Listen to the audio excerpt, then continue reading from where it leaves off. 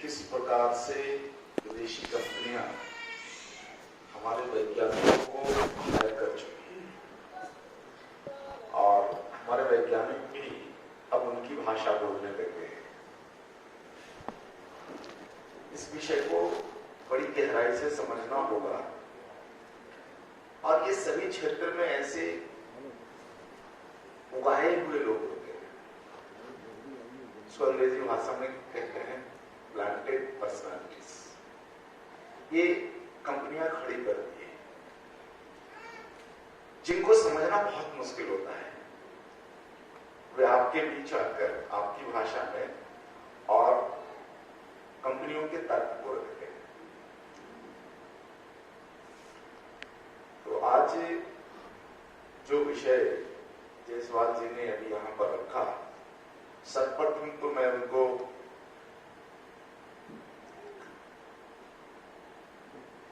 बिल्कुल दिल से उनको साधुवाद देता हूं कि सरकारी क्षेत्र में रहते हुए और धारा के विरुद्ध काम कर रहे हैं। जो अभी ट्रेंड चल रहा है, किसान को क्या चाहिए, उसकी क्या जरूरत है, क्या फैक्ट है, सामान्यतः सरकारी एजेंसियां इस पर काम नहीं करती। आपका जो ये परीक्षा और उसकी जो रिपोर्ट है, इन विषयों पर पिछले 30 वर्षों से हम लोग काम कर रहे हैं, लेकिन जिस प्रकार के वैज्ञानिक के डाटा आपने जो रखे हैं, ये केवल गविष्ठों को नहीं बल्कि संपूर्ण जो जैविक या प्राकृतिक कृषि जगत से जुड़ा हुआ है, सभी के लिए आंख खोलने वाला तथ्य है और बिल्कुल ये सच्चाई है। आज केवल उत्पादन, बढ़ते हुए उत्पादन को दिखा करके किसानों को भ्रमित किया जा रहा है। मैं बार बार देखो, कई बार पिछले व्याख्यानों में भी मैंने उदाहरण दिया है कि सरकारों को जब देश में पानी बेचना था तो सरकारों को पानी नहीं बेचना है, बेचना कंपनियों को है। लेकिन ये कंपनियां सरकारों को हायर करती है कि पानी का व्यापार खड़ा कीजिए, आपको इससे इतना कर मिल जाएगा। तो सरकारें कहती है कि पानी बेचेंगे बवाल हो जाएगा देश में, क्योंकि यहां तो दूध का मूल्य अगर 1 रुपया बढ़ता है तो चक्का जाम हो जाता है। और यदि पानी बेचने की वस्तु हमने बना दी, क्योंकि भारत में पानी बेचना तो सबसे बड़ा पाप था, पानी की बिक्री नहीं हो सकती। हमारे देश में सदियों से प्याऊ खोलने की परंपरा नहीं, हर मोड़ पर प्याऊ। ग्रीष्म ऋतु में बड़ा से बड़ा व्यापारी अपने व्यापार से थोड़ा समय निकाल करके और पानी पिलाने का पुण्य का काम लेता था। तो जिस देश में पानी पिलाना पुण्य का काम है, उस देश में पानी बेचने की कल्पना 30-35 साल पहले कोई कर नहीं सकता था। लेकिन कंपनियों ने प्रस्ताव लाया कि जी पानी अगर बेचा जाए तो इससे आपको बहुत बड़ा कर मिल सकता है, बहुत बड़ा टैक्स मिल सकता है, क्योंकि पानी हर किसी की जरूरत है। तो पानी बिकेगा कैसे? यहाँ तो हर मोड़ पर पानी मिलता है और प्याऊ है, और भी शुद्ध पानी, मिट्टी के मटके का शीतल पानी। और हमारे देश में कुछ ऐसी सामाजिक संस्थाएं हैं, कुछ ऐसे वर्ग भी हैं जो पानी तो साधारण बात मानते हैं, ग्रीष्म ऋतु में तो वो शरबत पिलाते हैं। हमारे देश का जो सिख समाज है, जहां जहां सिख समाज को देखो आप, गर्मी में चौराहे पर आपको रुकवा करके शरबत पिलाते हैं। तो जिस देश में पानी पिलाना इतना बड़ा पुण्य का विषय हो, उस देश में 30 साल पहले पानी बेचने की कल्पना कोई कर नहीं सकता था। लेकिन आज हुआ, प्याऊ खत्म हो गई। जिन हाथों से निःशुल्क पानी पिलाई जाती थी, उन हाथों में आज पानी बेचने का व्यापार है और उसमें सरकार बराबर की भागीदारी है। ये परिवर्तन कैसे हुआ इस देश में? ये विचार करो, कैसे हुआ, कैसे हमने स्वीकार कर लिया, क्यों हमने आंदोलन नहीं किया इस विषय को लेकर कि पानी प्रकृति का दिया हुआ मुफ्त की वस्तु है और एसेंशियल है, इस पर सभी का अधिकार है और बराबर का अधिकार है। गरीब को भी पानी मिलना चाहिए, अमीर को भी पानी मिलना चाहिए, पशु पक्षियों को भी पानी मिलना चाहिए, सबको पानी मिलना चाहिए। नदियों के पानी पर सबका अधिकार है। कभी हमने आंदोलन नहीं किया, कभी हमने चक्का जाम नहीं किया, कभी सरकार की ईंट से ईंट नहीं बजाई। क्यों? आज सरकार अगर डेयरी के दूध का दाम 1 रुपया बढ़ा देती है, आपके इस रांची में चक्का जाम हो जाएगा। पानी प्रकृति कोई मूल्य भी है। आप देखो पानी का भाव दूध से महंगा बिक रहा है इस देश में पानी। आप जाओ एयरपोर्ट पे 100 रुपए लीटर है, 150 रुपए लीटर है, और गंगा के पानी के नाम पर पता नहीं कितनी कीमतें। कैसे हुआ ये परिवर्तन इस देश में? हम भारत के लोगों ने इसको कैसे मान लिया कि पानी मुफ्त का नहीं, पानी बेचने की चीज है, कैसे मान लिया? इस विषय पर गंभीरता से हमें सोचने की जरूरत है। और मैंने कई बार अपने व्याख्यानों में भी कहा है, चिंतन करो। तो जब पानी बेचना था इस देश में, पानी को व्यापार की वस्तु बनाना था, उससे पहले तैयारी हुई कि यदि पानी बेचना है इस देश में तो भारत के जनमानस की चेतना को मारना पड़ेगा। बिना भारत के जनमानस की चेतना को मारे बगैर आप पानी बेचोगे, विद्रोह हो जाएगा इस देश में। तो चेतना को कैसे मारी जाए? तो चेतना को मारने का फार्मूला दिया कंपनियों ने सरकार को कि आप अनाजों का हाइब्रिडिंग करो, भारत के लोगों को नपुंसक अनाज खिलाओ, ब्रह्म ऊर्जा रहित अनाज खिलाओ, चेतना विहीन अनाज खिलाओ।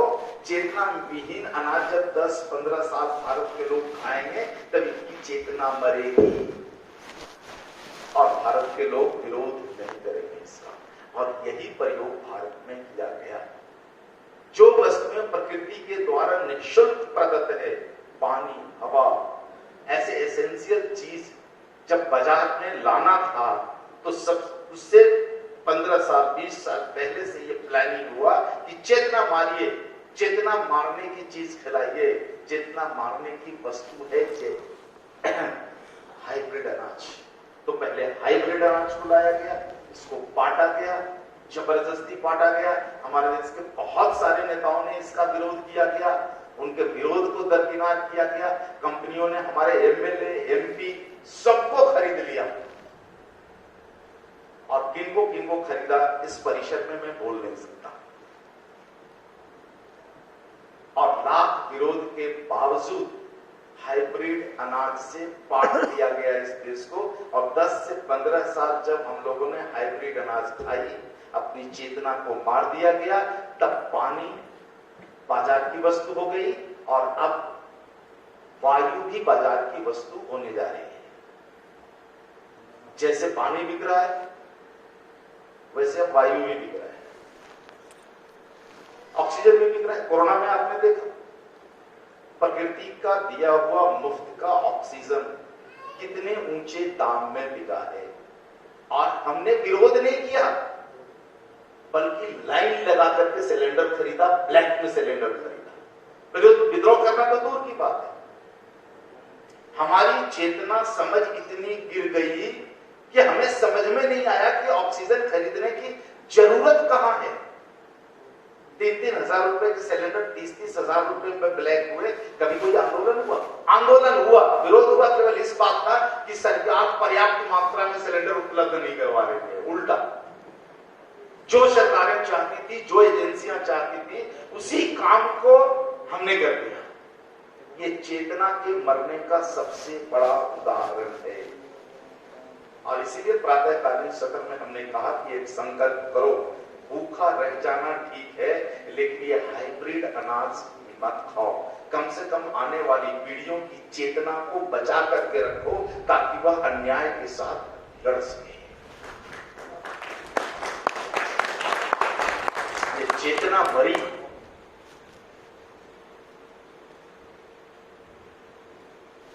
एक उदाहरण, बड़ा ही गंदा उदाहरण, ताकि आपकी समझ जल्दी खुल जाए।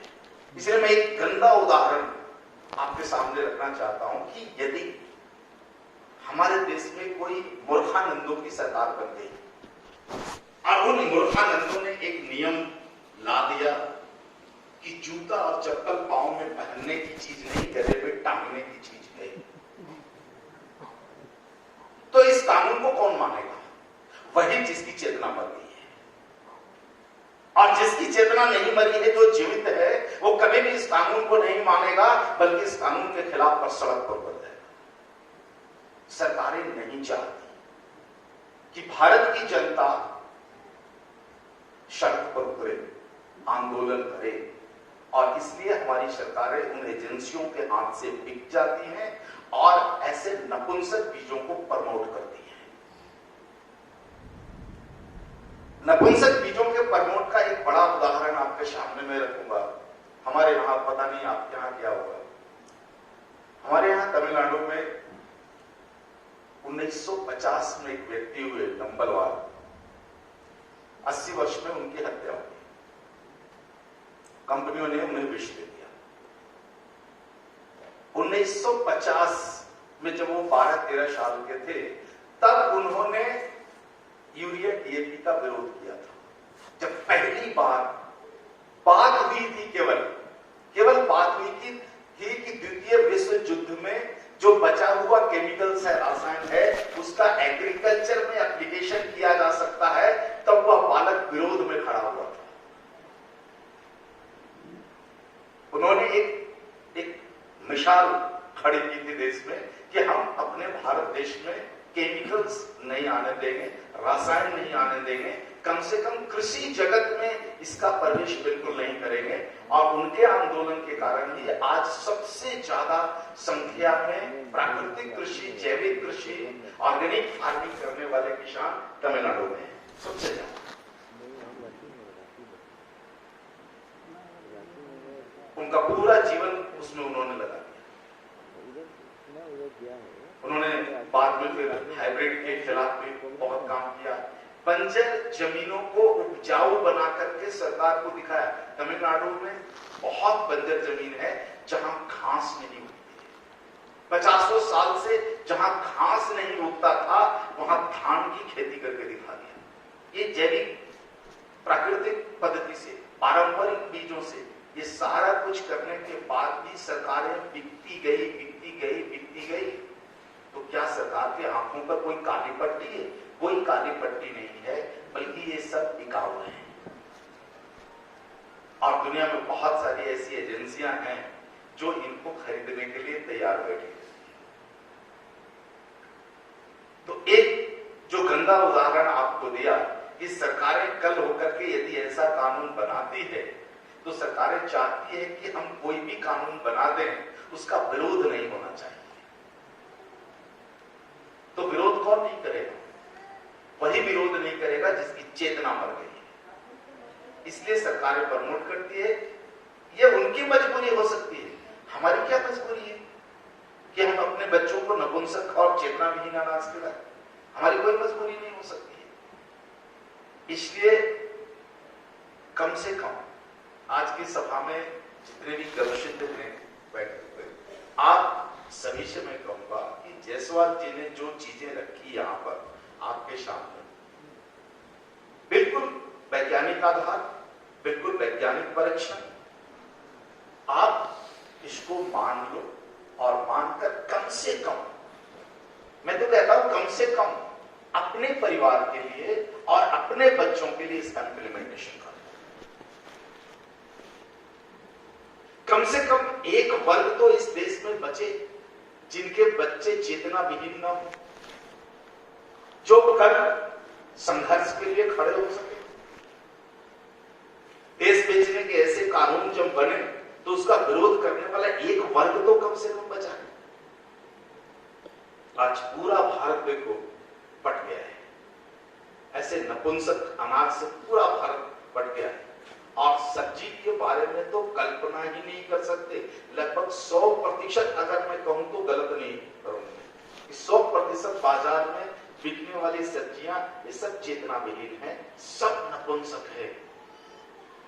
और एक बड़ा कारण यह भी है, नपुंसक बीज ही है, कि हमारे बीच में फर्टिलिटी की समस्या बढ़ती जा रही है। आज भारत सरकार के ही आंकड़े जो है वो बता रहे हैं कि 30% से ज्यादा महिला और पुरुष मां बाप बनने की स्थिति में है। सही बात है, तो उनका शरीर अनफर्टाइल हो गया है, उनके शरीर में शुक्र की संख्या नहीं है। हमारे देश की बेटियों के जो है घर में डिंबाणु नहीं है, खत्म हो गया है। ये कहां से आया इतना सारा कुछ? सरकारें रिपोर्ट में बता तो देती है ये स्थिति है, लेकिन सरकारें बताती नहीं कि इतनी खराब स्थिति, जो दुनिया का नंबर 1 का फर्टाइल देश है, फर्टिलिटी में 1 नंबर पर है, आज पूरा देश नपुंसकता की ओर तेजी के साथ बढ़ रहा है। लगभग आधी जनसंख्या नपुंसक हो गई है। कारण क्या है? सरकारें नहीं बता। आप हेल्थ मिनिस्ट्री के वेबसाइट पे जाओ तो समस्याएं तो है, लेकिन ना तो उसका समाधान है और न ही उसका कारण है। तो ये सारी जो स्थितियां बिगड़ी है, इसके मूल में ये नपुंसक बीज है। और नपुंसक बीज को समझने के लिए आपके पास जो विज्ञान जो हमने दिया है, बताया है, ये इस विज्ञान से आप बिल्कुल तौल करके देख लो।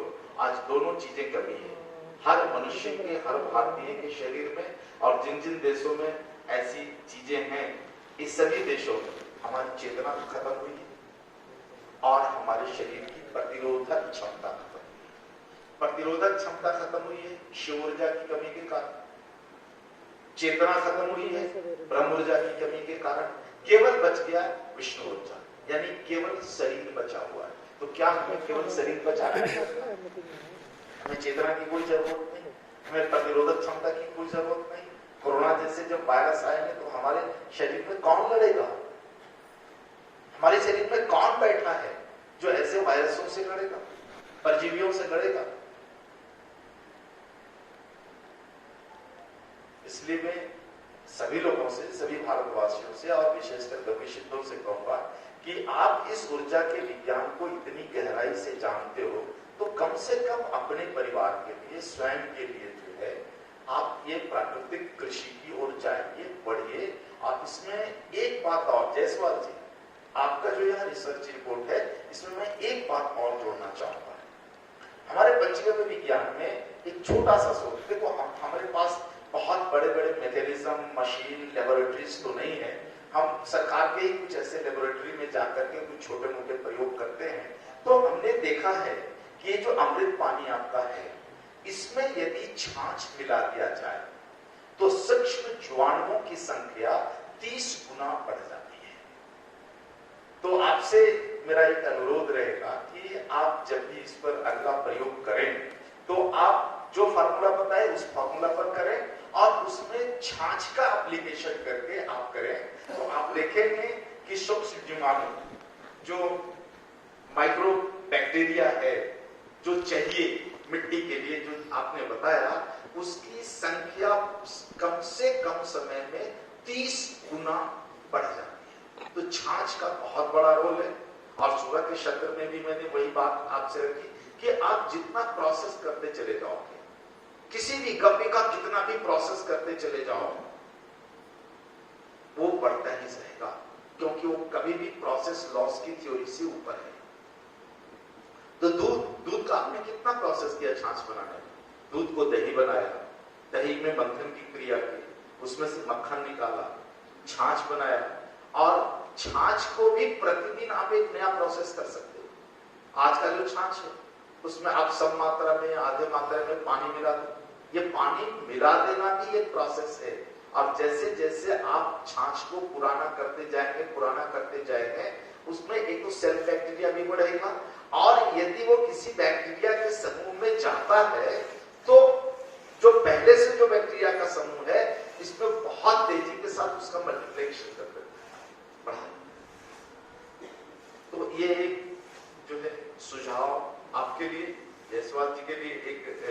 विषय होगा ये कि आप इसको करें।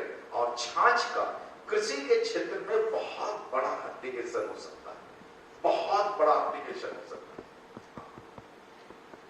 तो ये सारी चीजें करें, ये मुझे कहना था कि अपने बच्चों को, मूल बात तो यही है कि आप अपने बच्चों को चेतना विहीन मत करो। तो इस विषय को यही मैं छोड़ता हूं और आज किस विषय पर बात करें? कोरोना के बाद किनका प्रश्न है? राजेश। हाँ नहीं ठीक है, बैठ जाइए, बस नाम पूछा था। कोरोना वैक्सीन जितने लोगों को लगा है, इसमें जो मेरी जानकारी या मुझ तक जो जानकारी पहुंची है, उसमें मात्र हार्ट के नहीं बल्कि हमारे जो 12 ऑर्गन्स जो हैं, इनमें से कई ऑर्गन्स के फेल होने के केसेस भारत में नहीं बल्कि पूरे दुनिया में जहां जहां वैक्सीनेशंस लगे हैं वहां वहां आ रहा है। हार्ट को, लंग्स को और बहुत जगह तो किडनी को, गुर्दे को भी, ये बहुत, गुर्दे के लिए भी बहुत घातक सिद्ध हुआ है। तो सबसे जो पहली बात तो ये है कि हम बचे इससे। यदि लगा लिया है तो क्या करें? अभी सबसे बड़ा जो प्रश्न गपशितों का आ रहा है वो ये आ रहा है कि मरीज हमारे पास आ रहे हैं कि हमने चीज लगवा ली है, अब क्या करें?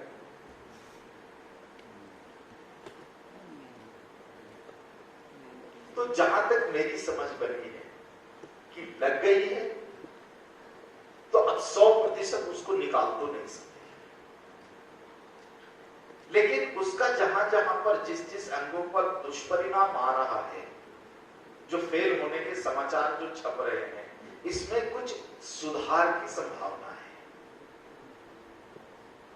और इसी सुधार की संभावना के लिए एक औषधि आयुर्वेद में बनी है जिसका नाम है वनस्पति अमृतम 2।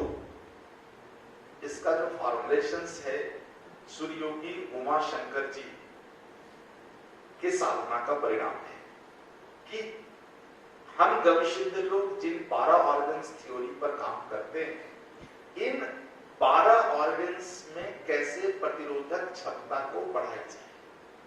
तो उन्होंने ऐसे 12 हर्ब्स को चुना और चुन करके उसका प्रोसेस करके इसको तैयार किया है। तो मैं कहूंगा कि आप अपने मरीजों के लिए जो इस विषय को लेकर के आते हैं, जो डर के आते हैं कि हमने जी लगवा लिया है और डर लग रहा है कि कल कुछ हो ना जाए, तो इससे हमें बचाइए। तो उसका एक सरल तरीका है कि गौमूत्र, अर्घ, चंद्रमा, घनवटी, त्रिफला और उसके साथ वनस्पति अमृतम 2 का प्रयोग करें। अभी तक हमने जितने मरीजों पर इसका प्रयोग किया है, और मुझे लगता है पिछले 1 साल से मैं प्रयोग कर रहा हूं, उपयोग में ला रहा हूं वनस्पति अमृतम 2 को, ये बहुत ही अद्भुत परिणाम दिया है। और जितने मरीजों ने टीका लिया है और उनको जो डर है, डर भी उनका निकला है और उनके साथ ऐसी कोई समस्या अभी तक नहीं आई है। तो आप चाहें तो इसका उपयोग आप कर लें।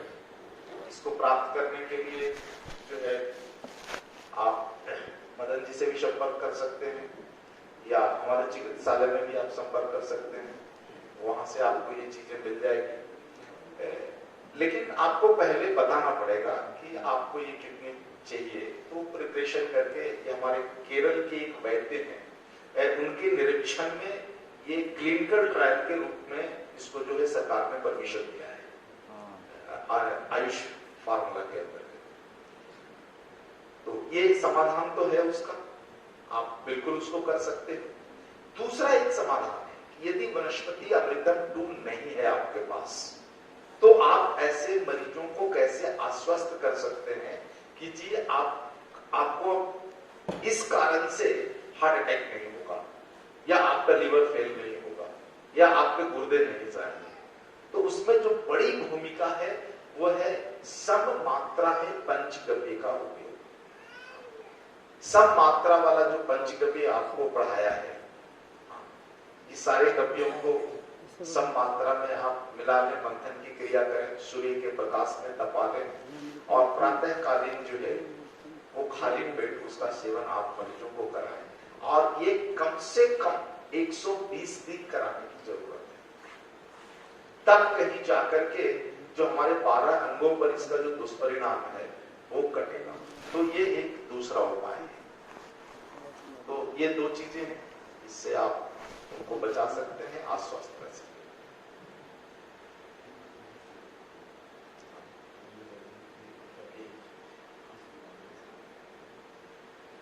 इस वैक्सीनेशन के बाद एक चीज और जो मैंने, ये मेरे आंकड़े नहीं है, लेकिन जो समाचार पत्रों में मैं जो पढ़ रहा हूं और भारत के बाहर के समाचार पत्रों में जो मैंने पढ़ा है, ये पैरालिसिस का केस भी बढ़ा है। इसके बाद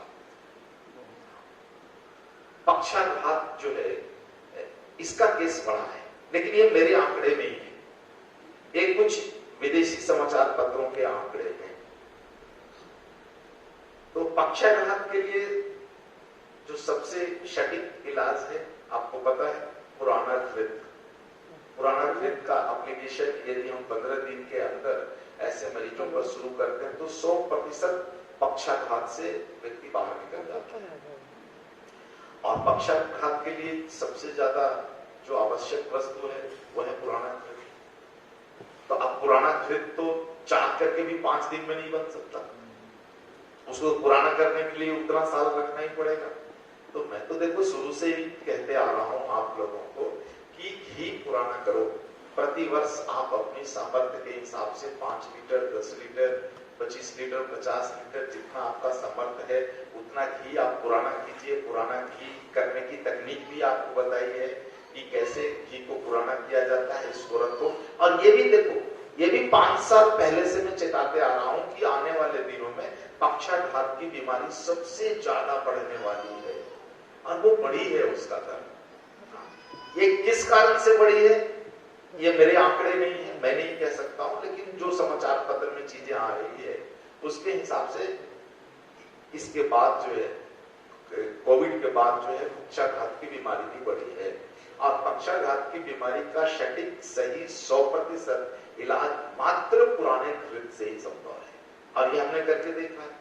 आप यदि आप में से कई भाई जो पूरी सम्मेलन में आए होंगे तो वहां पर जो एक मरीज को मैं स्टेज पर बुलाया था जिनको पक्षाघात हुआ था और पूरी तरह से वो ठीक हो गए थे 100% मात्र पुराने घृत के एप्लीकेशन से।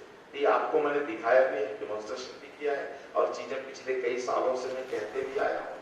तो कम से कम अभी भी समय है कि आप प्रतिवर्ष से घी को पुराना करने के लिए रिजर्व रखते जाओ। ये आने वाले दिनों में इतना धन देगा जिसकी कल्पना नहीं कर सकते हो, क्योंकि जब आदमी को पक्षाघात हो जाता है ना तो जिंदगी की सारी कमाई भी देने के लिए तैयार होता है कि कैसे भी मेरी बीमारी ठीक हो जाए, मैं इस संकट से बाहर निकल जाऊं, चाहे जो भी कीमत लगे। तो अब लोग लुटेरे तो नहीं है कि किसी को लूट लेंगे, उसकी जिंदगी की पूरी कमाई ले लेंगे, लेकिन ये जो है आपके चिकित्सा को बहुत तेजी से आगे बढ़ा देगा। 1-2 पक्षाघात के मरीजों को भी यदि आपने ठीक कर लिया तो आपके यहाँ लाइन लग जाएगी, बहुत संख्या में ऐसे मरीज आ रहे हैं। तो एक पहली बात है कि घी को पुराना करने का काम शुरू कीजिए। 20 साल पहले जो मैं घी रखा था, इस साल उसको बाहर निकाला। 20 साल पहले आप समझिए, 20 साल पहले इसकी कल्पना थी हमें कि ये चीजें होने वाली है तो रखना शुरू करो। तो इस साल मैंने खोला है पूरा जो रिजर्व रखा था वो इस साल से। तो अब हमारे पास पैरालिसिस के लिए पर्याप्त मात्रा में पुराना घी है। तो और आप लोगों को भी बोलते आया हूं कि आप ये करो। तो एक पुराना घी, दूसरा नया घी का एप्लीकेशन। आपको बहुत पहले से बताया कि घी, खाने योग्य घी में क्या देखना है। सबसे पहला देखना है कि वो हाई डेंसिटी लिपोप्रोटीन का है या नहीं, अर्थात वो मंथन की क्रिया से बना हुआ है या नहीं। और उसके लिए प्रचार भी हमने खड़ा किया सोशल मीडिया। आप देखो घी 3000 रुपए लीटर मिलेगा, क्या 10 साल पहले ऐसी सोच सकते थे आप? और आज बिल्कुल बहुत विरोध हुआ, बहुत लोगों ने कहा गुरुजी लूट रहे हैं, लुटवा रहे हैं, सुनते रहो। आज स्वाभाविक रूप से लोग 2500 3000 रुपए लीटर घी ले रहे, और फिर भी मैं कह रहा हूं सस्ता है, बहुत सस्ता है। देसी गाय का दूध कहीं भी आप चले जाओ 100 रुपए लीटर से कम में नहीं मिलेगा। जो कमीशन नहीं है, नहीं पढ़ा हुआ है, बिल्कुल ठेठ गांव का किसान है, जिसको इस बात का संज्ञान नहीं है, वह भी अगर देसी गाय है तो 100 रुपए लीटर से कम दूध आपको नहीं देगा। 1 लीटर घी बनाने में कितना दूध लगता है ये आप बताइए? 30 kg, 30 से 25। बताइए, हम तो जानते ही, हम आप तो जानते ही हैं, उस विज्ञान को पढ़े ही। उन लोगों को बताइए जो कह रहे हैं कि 3000 रुपए लीटर घी आपका महंगा है, उनको बताइए कि 1 लीटर घी बनाने में 30 लीटर दूध लगता है, और 30 लीटर दूध की कीमत 3000 रुपया है। आपको घी 3000 रुपए लीटर मिल रहा है, यानी आपको 3000 रुपए लीटर घी मैं नुकसान में दे रहा हूं। इसमें कहीं कोई झूठ नहीं। 30 लीटर दूध, 1 लीटर घी बनता है, तो दूध से घी बनाने की क्रिया की मजदूरी कहां गई? फिर उसका जलाने, तो मैं तो नहीं बेचता, जलाने का खर्च। मैं तो बिल्कुल 3000 रुपए में बेचने में बिल्कुल राजी नहीं हूं। आप हमारी गौशाला में आप देख लो, हमारे वेबसाइट पर देख लो, हमारे घी का कितना कीमत है। 250 ml का 1200 रुपए, यानी बच्चों को 48, 4800 रुपए प्रति लीटर। उससे कम में नहीं दे सकता, क्योंकि 3000 का तो हमें दूध लगता है, और 1 लीटर बनाने में यदि 1200 रुपए का भी मुनाफा भी 1200 तो नहीं है, क्योंकि सरकार उसमें 12% जीएसटी लेकर के जाती है। तो 4800 में 12% तो सरकार को जीएसटी दे देता हूं, तो हमें क्या बचता है? 500-600 रुपए प्रति लीटर बचता है। तो यदि 1 लीटर घी में 500-600 रुपए का भी मुनाफा नहीं मिलता है, तो फिर ऐसा धंधा करने का मतलब क्या है? और हम लोग तो उन किसानों में से नहीं है जो नुकसान सह के बाजार को अपना प्रोडक्शन देंगे। कृषि को यदि हम अपना व्यवसाय मानते हैं, कृषि को आधार मान के यदि हमें अपना गृहस्थी चलाना है, यदि हमें अपने बच्चों का परवरिश करना है, तो निश्चित रूप से दूसरी इंडस्ट्रियां जैसे चलती है, वैसे ही हमें कृषि के इंडस्ट्री को भी चलाना पड़ेगा, गाय गौशाला को भी चलाना पड़ेगा। और अभी तो एक बहुत सुंदर जो चीजें, बहुत सुखद चीजें हो गई है कि केवीआईसी जो है, खादी एंड विलेज इंडस्ट्रीज जो है, उसके अंतर्गत भारत की सारी पंजीकृत गौशालाओं को स्मॉल स्केल इंडस्ट्री की दर्जा मिलने वाला है। अब ये बहुत दिन से बिल पड़ा हुआ था, पिछले हफ्ते इस पर चर्चा हुई, और चर्चा होने के बाद इसको ग्रीन सिग्नल दे दिया गया कि भारत में जितनी भी गौशालाएं हैं जो पंजीकृत हैं, इन सभी को स्मॉल स्केल इंडस्ट्री में ले आओ। तो अब बहुत जल्दी भारत की सारी गौशालाएं, भले ही आपके पास 5 गाय की गौशाला है या 10 गाय की गौशाला है, ये सारी गौशालाएं अब इंडस्ट्री के कैटेगरी में आ रही है। इससे जो सबसे बड़ा फायदा हमें होने वाला है कि जो सुविधाएं स्मॉल स्केल इंडस्ट्री को मिल रही थी अभी तक, ये सारी सुविधाएं अब स्वतः गौशालाओं को मिलने लगी। और इसमें एक जो सबसे बड़ी बात निकल करके आएगी, शायद सरकार को भी इसका भान नहीं है,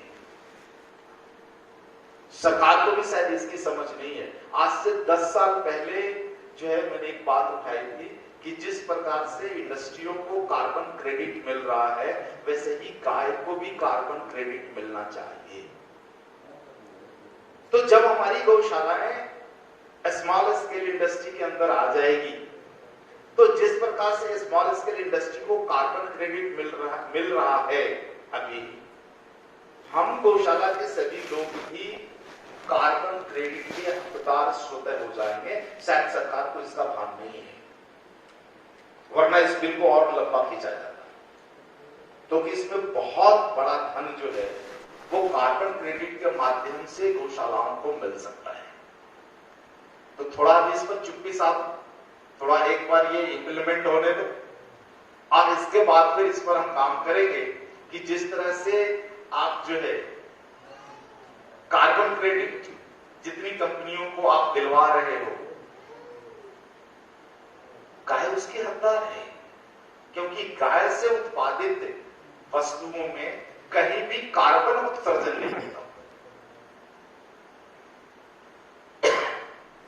हम तो उल्टा ऑक्सीजन उत्सर्जन करने वाले हैं, तो हमें तो डबल कार्बन क्रेडिट मिलना चाहिए।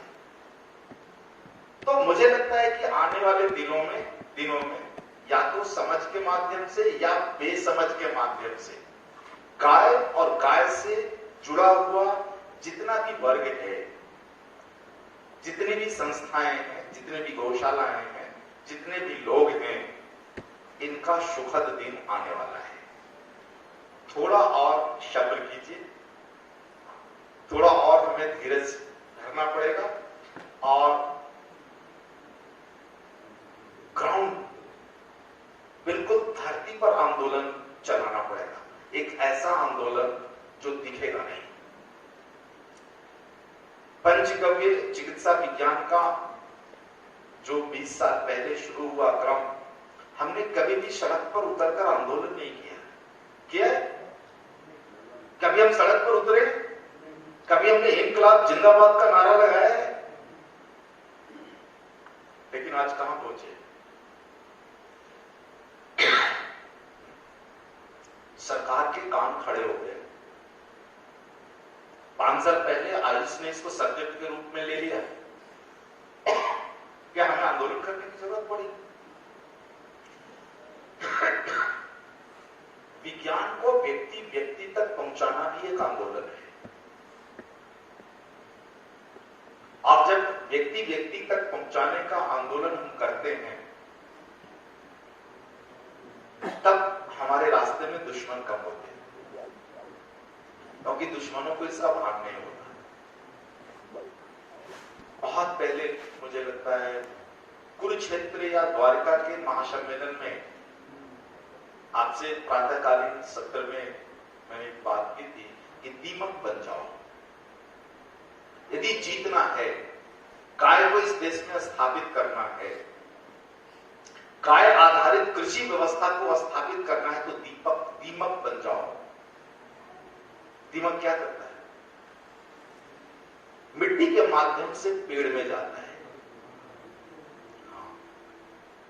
पेड़ के जड़ और तने में घुसता है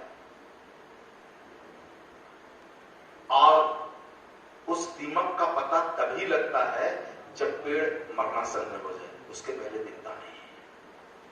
ये जो अंधे और काले कानून जो हैं मेडिकल फील्ड के, इसमें घुस जाओ दीमक की भांति, और हम दिखेंगे तभी जब वो गिरने के कगार पर होगा। आज स्थिति वही पहुंची है। हमने कभी आंदोलन नहीं किया, कभी आपको दिल्ली नहीं बुलाया, कभी जंतर मंतर पर नहीं बुलाया, आओ आंदोलन करेंगे, ये मांग मनवाएंगे, वो मांग मंगवाएंगे, नहीं किया। अपने विज्ञान को लेकर धरातल पर उतर गए, लोगों को जोड़ने का काम शुरू किया। आज हम लोगों का काम सरकारों ने, मेडिकल एजेंसियों ने और सभी लोगों ने कोरोना के समय में देखा। उनकी जुबान नहीं खुली, लेकिन देखा, समझा और अब मान गए कि गाय और गाय का कव्य इस सृष्टि का अद्भुत विज्ञान है, जिससे मात्र मनुष्य की नहीं बल्कि संपूर्ण जीव जगत और वनस्पति जगत का कल्याण है इसमें। इसी प्रकार से हमें देखो बिल्कुल धरातल पर आकर के काम करने की जरूरत है। इनकलाब जिंदाबाद की कोई जरूरत नहीं है। आज सरकारों के पास इतना सामर्थ्य है और इतने टेक्निकल पर्सन हैं उनके पास कि किसी भी आंदोलन को कुचल देना बहुत छोटा काम है। इसलिए यह समय ऐसे आंदोलन का नहीं है। विज्ञान और विषय को व्यक्ति तक पहुंचाना भी अपने आप में एक बहुत बड़ा आंदोलन है, जिस आंदोलन में आप सभी गविष्ठ लगे हुए हैं। और आपसे यही आशा है कि आप सीधा वहां तक पहुंचो जहां इसकी जरूरत है। अपेक्षा बिल्कुल न करो। कि हमें सरकार से ये सुविधाएं मिलेगी, वो सुविधाएं मिलेगी, ग्रांट मिल जाएगा तब काम करेंगे। आज तक आपको क्या ग्रांट मिला? हमें क्या ग्रांट मिला?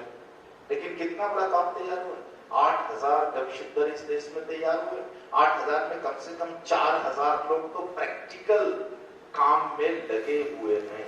50% लोग आज गाय के गौमूत्र, गोबर और दूध से बनी हुई दवाइयों का कितना बड़ा टर्नओवर है, आप सुनोगे, कल्पना नहीं कर सकोगे। इतना बड़ा मार्केट भारत और भारत के बाहर तैयार हुआ है। भारत के बाहर तैयार हुआ है, लेकिन हम अभी एक्सपोर्ट के लिए तैयार नहीं है। अभी हमें अपना जो डोमेस्टिक कंजम्पशन से उसको ही सही करना है। पहले हमें अपने घर को सही करना है, घर में जितनी जरूरत है उसकी सप्लाई करनी है, उसके बाद सोचेंगे एक्सपोर्ट। अब इन सारे कवियों में आपको जो कवि विज्ञान दिया गया है उन पन्नों को आप पढ़ लो जरा। उसमें गाय के घी का क्या वर्णन है? घृतम प्राश विशुद्धि। कवियों में यदि अमृत है तो गाय का घृत है। तो घृत का सबसे बड़ा इंटरनेशनल मार्केट है आज भी। हमें केवल बाजार देना नहीं आता है, हमें केवल इतना सीखना है कि हमें इस घी का कैसे बाजार दिया जाए। तो ये बाजार का ज्ञान जिस दिन हम ले लेंगे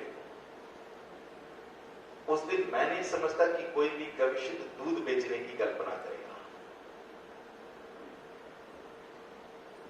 यदि आपके छाछ का मार्केट खड़ा हो जाता है तो घी तो आपके लिए बोनस है। और घी का तो फिर जो मूल्य चाहो आप ले सकते। आप इंटरनेट में टटोलो जरूर घी क्या क्या भाव में बिक रहे हैं। और आने वाले दिनों में आपको बता रहा हूं, अभी मुझे लगता है 2023 तक रुक जाऊंगा, ये 22 तो गया, 1 साल और रुको। घी पर कम से कम 2 दर्जन औषधियां आपके सिलेबस में जुड़ने वाली है। 2 दर्जन घी के स्वरूप, जहां आपको घी की कीमत कम से कम 10,000 रुपए लीटर से अधिक मिलने वाला है। इस पर मैं लगा हुआ हूं। गोबर में कुछ औषधियां हमने तैयार की थी, अब घी पर लगा हुआ। तो थोड़ा रुको। आयुर्वेद में, कवियों में सबसे ज्यादा यदि एप्लीकेशन है तो घृत का एप्लीकेशन है। अभी उन्हीं पन्नों को मैंने खोला है कि अब हमारे गविष्ठों के पास पर्याप्त मात्रा में घी है। यदि घी का चिकित्सा शास्त्र में बृहद एप्लीकेशन अगर हम शुरू कर देते हैं तो एक बहुत बड़ा मार्केट मिलेगा। जितने भी 12 ऑर्गन्स आप पढ़ते हो, हर ऑर्गन्स के लिए अलग अलग क्वालिटी का घी आप बनाओगे। अभी 1.5 साल और 2023 के महासम्मेलन तक इसको जो है सिलेबस में जोड़ने पर मैं काम कर रहा हूं। तो आप घी बनाने की अपनी क्षमता को बढ़ाइए। आप जितना बेच सकते हो बेच लो, जो बच गया उसको पुराना होने के लिए छोड़ दो। 20 साल को लाख रुपए लीटर से ऊपर का भाव मिलने वाला है। और तुरंत पैसा चाहिए तो सिलेबस में 2023 में जब जुड़ेगा तब आप इस पे काम शुरू कर देना। हार्ट के लिए अलग तरह का घी है, गुर्दे के लिए अलग तरह का घी है, लिवर के लिए अलग तरह का घी है। ये सारे 12 ऑर्गन्स पर, जैसे लेगियम हमने लॉन्च किया था 3 साल पहले, 3 कैटेगरी में बांटा, किशोरावस्था, युवावस्था और वृद्धावस्था, और उसके लिए 3 लेगियम तैयार किया। उसमें घी का बहुत बड़ा एप्लीकेशन है। लेकिन अब जो हमारी सोच बन रही है कि संपूर्ण घी आधारित औषधि होनी चाहिए, तो उसमें जितना भी घी आप बना लोगे सारा घी खप जाने वाला है और बहुत ऊंचे दाम में खपने वाला है। इसलिए आप घी के उत्पादन को बढ़ाना शुरू कर दो। आप जब तक विभिन्न प्रकार के घी का विज्ञान नहीं आता है तब तक आप अपने घी के उत्पादन को पुराना करने के लिए आप रखते जाओ। और यदि है आपके पास पुराना तो आप पक्षाघात में उसका एप्लीकेशन कीजिए। आपको बढ़ाया है, सिखाया, पक्षाघात पूरी तरह से ठीक होता है। पक्षाघात को ठीक करने के लिए अधिक से अधिक आपको 50 से 100 ml घी की जरूरत पड़ती है, उससे ज्यादा जरूरत नहीं पड़ती। तो एक पक्षाघात को ठीक करने के लिए अगर 100 ml घी की जरूरत पड़ती है तो 100 ml घी का कीमत आप जोड़ लो कितना होता है। तो ये सारा कुछ होने वाला है, आप इस दिशा में काम करें और इसको मैं यहीं पर पूरा करता हूँ।